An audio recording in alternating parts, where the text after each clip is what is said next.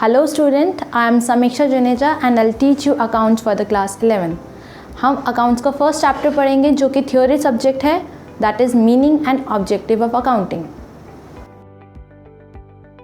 चलिए बच्चों, हम पहले समझते हैं मीनिंग ऑफ अकाउंटिंग, बट उससे पहले इस डेफिनेशन को और सिंप्लीफाई करेगा अगर हम इसके स्टेप्स ऑफ अकाउंटिंग जानेंगे। तो सबसे पहला स्टेप आ रहा है मेरा आइडेंटिफाइंग द फाइनेंशियल ट्रांजैक्शन। इसमें वर्ड आ रहा है, सबसे ज़्यादा मुश्किल लग रहा होगा word financial transaction. Financial transaction का मतलब होता है जो मेरा मॉनेटरी टर्म्स में है, जो मतलब मेरा मनी टर्म्स में है, वो फाइनेंशियल ट्रांजैक्शन कहलाता है।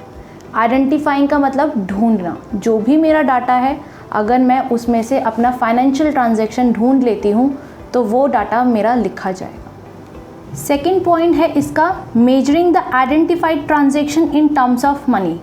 इसका मतलब है बच्चों, जो मेरी मनी की टर्म्स में जो ट्रांजैक्शन थी उसकी एक्चुअल में कॉस्ट कितनी है। इसका थर्ड पॉइंट है रिकॉर्डिंग द मेजर ट्रांजैक्शन। इसका मतलब है हमें जो भी डाटा हमने मेजर कर लिया, आइडेंटिफाई कर लिया, अब हम उसको रिकॉर्ड कर रहे हैं। अब वो हम कहाँ रिकॉर्ड करेंगे? हम अपने दिमाग में रिकॉर्ड नहीं कर सकते क्योंकि डाटा इतना सारा है कि हम कुछ ना कुछ स्किप कर देंगे, इसलिए हम उसको रिकॉर्ड करेंगे अपनी बुक्स में, और उस बुक्स को बोलते हैं जर्नल। वो हम आगे चैप्टर में बताएंगे कि जर्नल क्या होता है, बस अभी इतना समझना है कि जर्नल में रिकॉर्ड किया जाता है। इसका फोर्थ पॉइंट है classifying them into a ledger. बच्चों क्या मतलब है इसका? जो भी मैंने डाटा जर्नल में रिकॉर्ड करा है उसमें बहुत सिमिलर नेचर की जो भी एंट्रीज़ हैं मैं उनको एक जगह लिखूंगी। जैसे कि अगर मेरी जितनी भी कैश एंट्रीज़ हैं उनका मैं एक लेजर अकाउंट बनाऊंगी और उसका हेड दूंगी कैश अकाउंट, और जितनी भी कैश एंट्रीज़ हैं उसमें लिखूंगी। बच्चों इसका फिफ्थ पॉइंट है summarising the classified transaction. Classified transaction हमने पढ़ लिया क्लासिफाइंग में, अब उसका समराइज, उसकी समरी निकालेंगे, उसको लिखेंगे कि हमें एक्चुअल में ये सब करने के बाद हमें क्या प्रॉफिट हुआ है या क्या लॉस हुआ है। इसको बोलते हैं समराइजिंग द क्लासिफाइड ट्रांजैक्शन।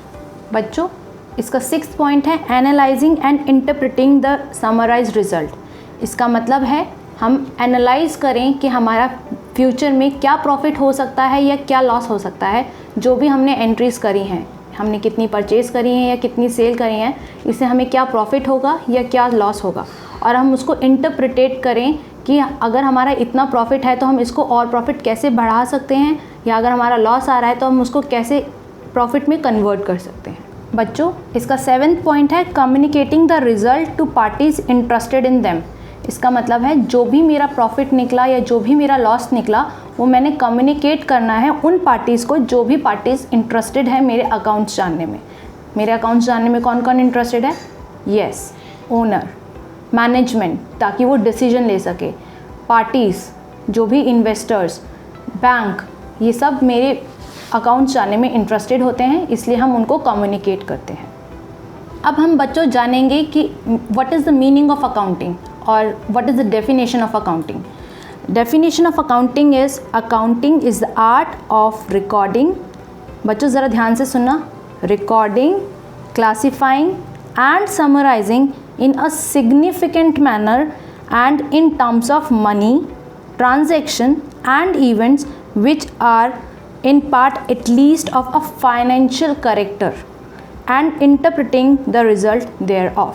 ये डेफिनेशन आपको लर्न करने में बहुत ईजी लगेगी। बच्चों नेक्स्ट टॉपिक हम पढ़ेंगे कैरेक्टरिस्टिक्स ऑफ अकाउंटिंग। बच्चों आप देख रहे होंगे इसमें काफ़ी हद तक हमारे जो हमने स्टेप्स ऑफ अकाउंटिंग पढ़े हैं वही सारे कैरेक्टरिस्टिक्स हैं।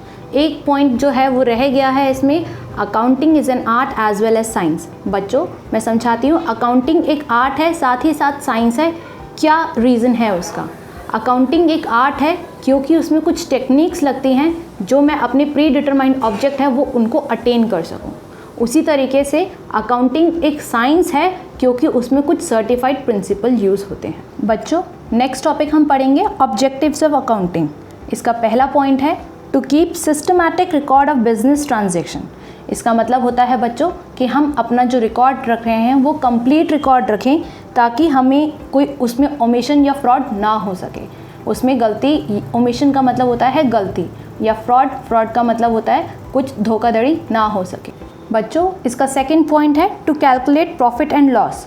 बच्चों प्रॉफिट एंड लॉस का मतलब आप समझते हो, जब भी हम बिज़नेस स्टार्ट करते हैं तो हमें जानना ज़रूरी है हम क्यों स्टार्ट कर रहे हैं बिज़नेस, कि हमें प्रॉफिट हो।